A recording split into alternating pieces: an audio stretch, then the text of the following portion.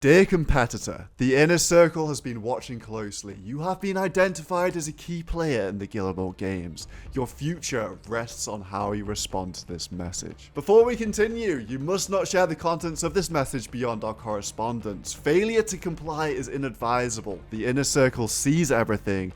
The Inner Circle knows everything. The Inner Circle is a group of the best placed competitors to win the Gielinor games. They are in your alliance, your enemy's alliance. They are everywhere, yet they are nowhere. Members of the Inner Circle will protect each other at all costs. Failure to do so will result in elimination from the competition. Players that join the Inner Circle leave existing allegiances to one side and work towards the shared goal, winning the Gielinor games. However, do not fear, the Inner Circle knows all and will help you navigate through the weeks safely. The Inner Circle would ask if you're ready to take this leap of faith. However, that is unnecessary, because the Inner Circle already knows your choice. The competitor delivering this message will not respond to further questioning about the Inner Circle. All will become clear in time. Circle or not. We have fun, don't we? Oh my days. How can you say no to this? You just want to come and join the fun, surely. With that being said, welcome back to a Snake Reviews Gielinor Games episode 7. Heavy spoilers are ahead, so if you would not like to be spoiled or you've not seen Gielinor Games, you should go to Soup's YouTube channel and watch the show. The Inner Circle, that's my next move, but before we get into it, let's have a look how things are going. This is how I saw Gielinor Games at the time, and it's pretty close to reality. After week 5, where I split my vote and figured out the votes to perfection, keeping track has been pretty simple since. We have the North American Alliance of Settled Framed 8-Sat Great Friends Unbreakable Bonds, and just off them we have Victim and Tasty, who are generally voting with them, but more inclined to switch. Now, on the other side, we have Lads on Torvesta with Virtuoso Torvesta, Escape Foe, and Zoe Pancakes. Always voting the same way, a large, strong alliance here. Then we've got Boaty, who never gets into the politics. We've got Will, who doesn't have a fucking clue what's going on. My guy has no friends. And then we've got me, who's just slipping by between the two alliances, going undetected. But I don't think that's good enough, and that's why I need to make my move with my endgame alliance now. So there are a few reasons why I think it's a great time for me to make a move with my own alliance. The first being, if Escape or Framed were to get eliminated right now, I would be in a very precarious spot. Say Escape gets eliminated, Torvesta and all this gang would not hesitate to send me into the bannings going forward. And I haven't been messaging the rest of them. I've just had those two heads, shall we call them, of each alliance in the DMs. Secondly, I just don't have enough power. I want to be choosing who's going home each week. I want to be sending the strong players home, and where I am right now, I'm not making any shot calls. I don't get to decide which alliance votes for who in the banning or anything like that. And it's all well and good. When I win a week, I can convince people in a voice call who to vote for. That normally goes well. But realistically, I'm not going to win every week. It's just not going to happen. And lastly, I figure I just need an extra few people on my side when the going gets tough. You've got to remember, I don't have a great reputation in terms of integrity from Season 2. People don't forget that stuff. You feel bad when you're sending someone home from the Gielinor games, and you don't feel as bad when you're sending this guy home. Let's be real. I've already shown that I'm happy to be a game player and manipulate people, all the rest of it. Now, if you liked the intro, that is the real message I sent out when asking people to join the Inner Circle. It sounds fun, doesn't it? Who wouldn't want to come along for this journey? Actually, I just told a lie. There was one thing I did first, and that is I sent a picture of a circle to all the players I would like in the Inner Circle, and then sent nothing else for an hour. So, who is going to join me in my alliance? Now, I thought long and hard about this, but I'm not going to explain the thought process behind the people in it, because Soup wants to keep the suspense for the 4th member, and if I talk through my thought process, I'm just going to spoil it. So, I want to I don't want to say too much, do you know what I mean? I want to be fair on Soup here. So, the first person in is Escape. I think that's obvious from last week. From this week, and the reason why is because I've had way more DMs with Evie than anybody else. I know he's down to play games, I know he's down to manipulate, I know he's down to snake around and stuff, but the vibe I'm getting from him is he will ride or die for me, And I feel like I'm pretty good at judging whether he would be bullshitting or not. And I genuinely don't think he is. So he is in for sure. And he's been wanting to we've been wanting to do something for a while. And last week, my frustrations with not being able to tell him everything, it just got a bit too much. And then, as you see in the episode, the third member is Miss Zoe Pancakes, added to the squad. And then there's going to be one more. So like I said, I'm not going to go into the details too much, but this pretty much sums it up for Zoe. Zoe is my 100% trusted, by the way, on my life. She's been my day one, I just didn't want to say, from EVscape. Now, I pretty much 100% trust EVscape. If he's 100% trusting Zoe, I can pretty much 100% trust Zoe. So I do a little bit of digging here. I'm like, would she be willing to vote out anyone for the common goal? Anyone, man. Like, you've got to ditch everything you've ever had to come join us over here. That's the vibe I'm getting across. Yes, she'd do what I'd say 100%. She'd vote Tasty in a heartbeat. The only person she wouldn't vote is me, unless it was me that told her to. In that case, she would. And that's good enough for me. I was talking to Evie about a few of the people, and Zoe was like, dead certain. It's funny because the stars really aligned with Zoe because she'd literally just been on the same Acast, which I'd listened to, and she was talking about her time like being an actress and all this sort of stuff, and I was like, yes, these are great skills. And just a vibe, like, you remember she went for the double cross on the frame side, being a double agent, but was actually sticking loyal to Evie. She voted with Evie the whole time. I've got confirmation of this in the vote, so I know she's a good candidate and down to play some games. So after I sent the weird circle thing to Evie, I send him the voting list for week 5, and now it all makes sense. I split my votes, and we're in this together now. These people I want to go to the very end with. So of course EVscape accepts the offer. Sending him the message is just a formality. We were always going to make moves together. I then got him to send the same thing to Zoe, as it would look a lot better coming from him. And of course, she's along for the ride as well. And so is our mysterious 4th member. And now the work gets serious. It's time for me to try and convince people why they should invest in this idea of the inner circle. Because let's face it, an invite from SoloMission seems like the biggest trap in the world. It really does. Who would trust that? Well, the best way to gain people's trust is by telling the truth. So I really lay my cards on the table when creating the group. Sorry for the overzealous invites. I was just trying to drum up some drama for the soup.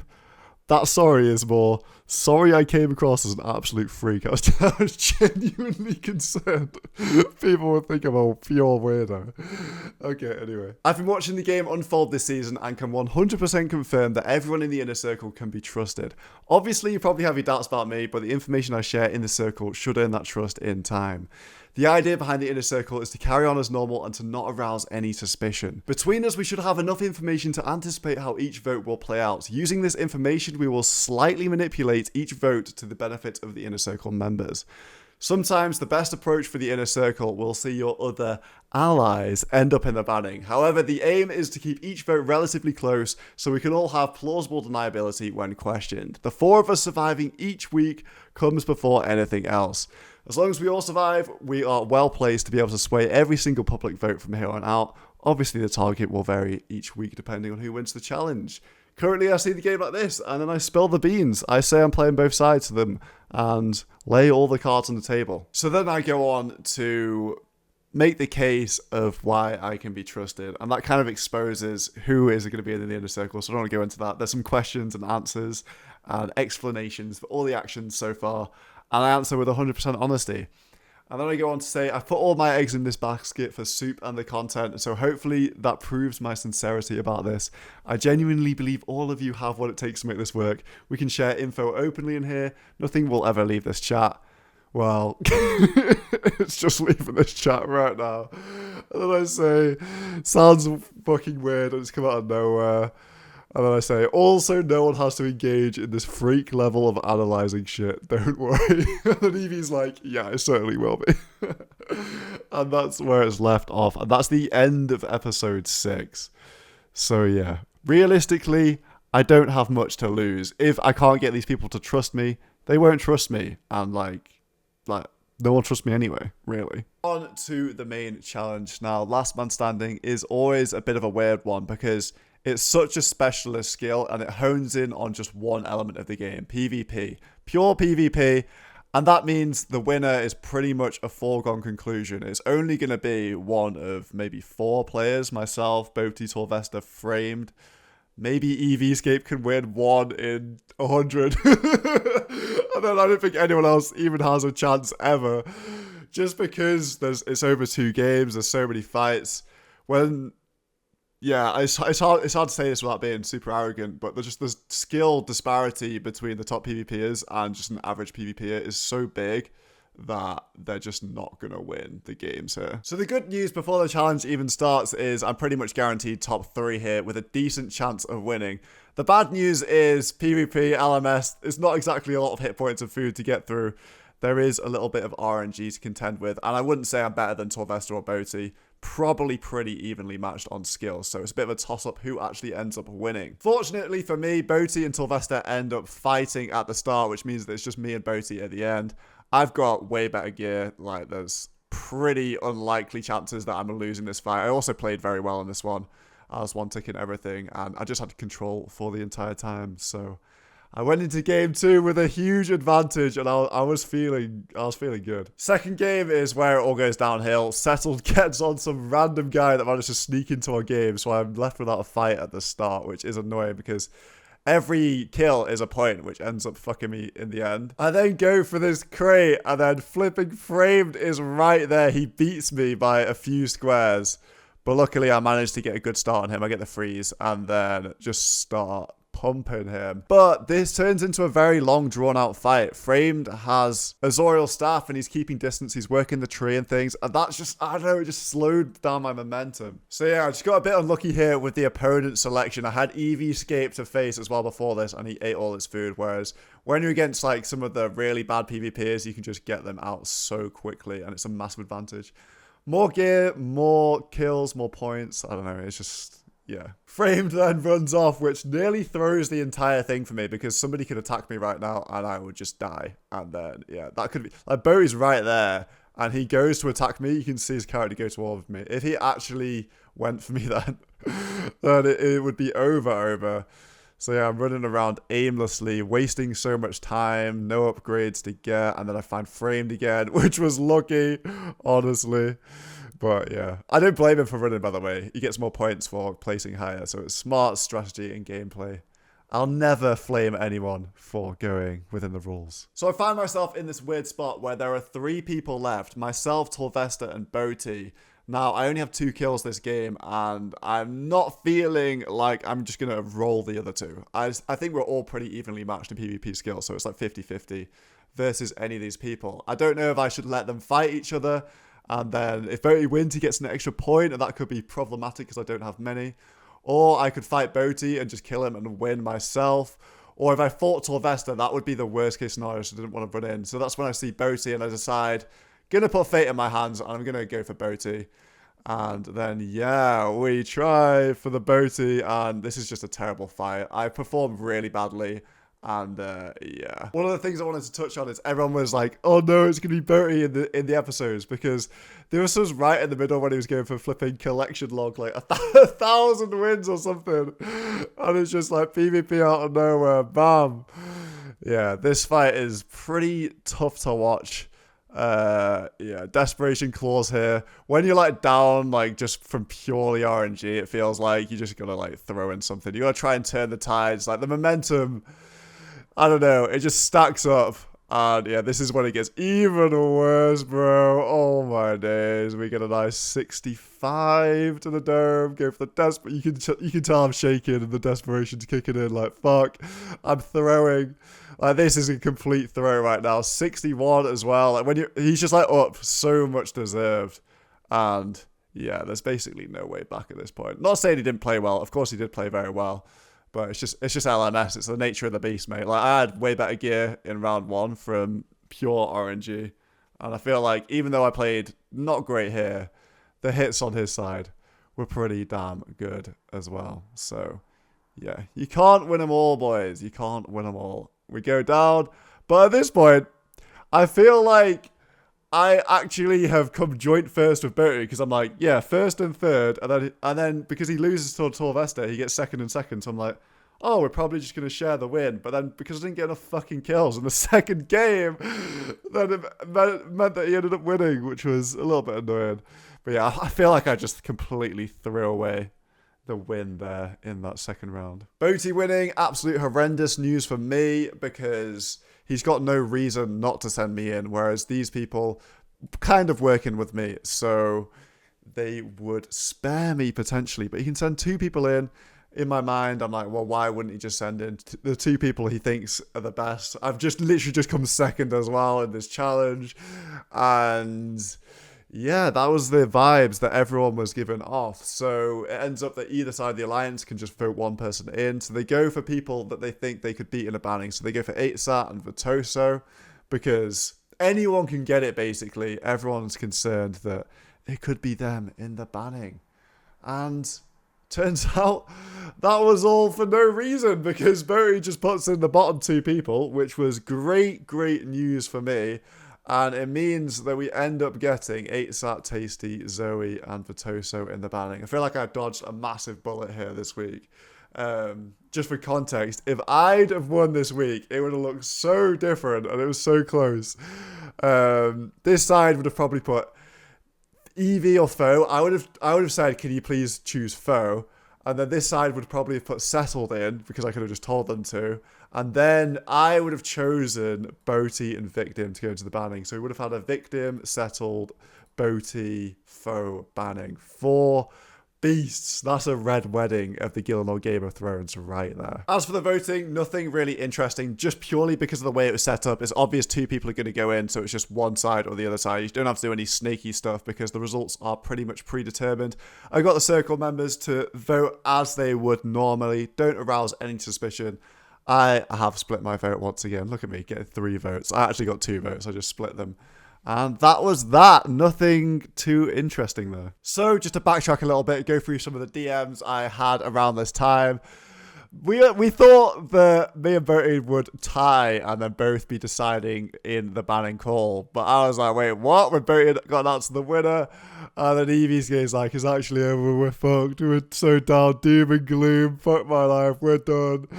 All this stuff. Same with Frame. They said they were going over Toast. I'm like, yeah, I'm going to be in the banning. Frame's like, yeah, probably me as well. Like, everyone just thinks they're going to be in the banning. And then Boaty starts announcing who he's going to put in. And I'm like, what? Please, no fucking way. I love this man. And then he says it's going to be Zoe. And I'm like, no. This is in the Inner Circle chat. I didn't expect it. It's out of nowhere, and that's what makes the show so good. The diversity of characters means you get a diversity of situations. For everyone that hates how I operate, they absolutely love Boaty. I mean, everyone really loves Boaty, let's be real. He's the OG, and, you know, there's like a sense of that as well, I think, in like all the calls and stuff. Like, he was at the top when we all had nothing, like basically everyone there. And then, like, he's still at the top to this day, and, you know, he's just been a titan of the old school RuneScape community. Forever. Look at this. We got a little humble SoloMission from RuneFest 2018. Back when I was a random. So the banning goes ahead. Rogue's Den, for anyone that knows from Season 2, this is how myself and Guns Chili got eliminated. In fact, it was completely different this time. I mean, it was the same challenge, but the vibes were complete opposite. I feel so bad for Guns Chili. He must be fucking fuming watching this, because when we did it, 3 of us cleared it first time, and Guns Chili just made a small mistake right at the start. Whereas in this one, it went on for ages. There were so many mistakes. It ends up that Toasty and Zoe come back. You know what? I was really rooting for Zoe. I need her in my Inner Circle alliance. Like, I didn't care who else came back. I just wanted Zoe back, and it was perfect that she came back, and now she's got immunity, which was really good. If I went into this banning, I would have been completely fine, because you best believe I did at least some Rogue's Den practice before Gielinor Game Season 3, because I was not going out to that shit again. So the results come in, and I'm sorry to say, but Vitoso and 8sat leave the games, which is big. Double eliminations are great when you're not in the banning, because we're getting thin on people right now, and I'm moving Victim over here and Tasty over here because they've consistently voted with this side for a bit, and it's looking pretty pretty even, if I do say so myself. We've got 4 people out of 11 here in the inner circle, and I'm under the impression that they really do have my back, and we're working together to swing the votes either way each week and do a madness. We're in a great spot. If I avoid a banning, it is a great week. No banning equals 100% perfect week. Wouldn't have it any other way. If you enjoyed, subscribe as ever. I'm sorry I was a little bit cagey around the inner circle, just because I don't want to upset Soup's narrative. And yeah, but that'll change next time. I'll see you in the next episode. In episode 8, I can't believe I'm making it this far still. Unbelievable scenes. Peace.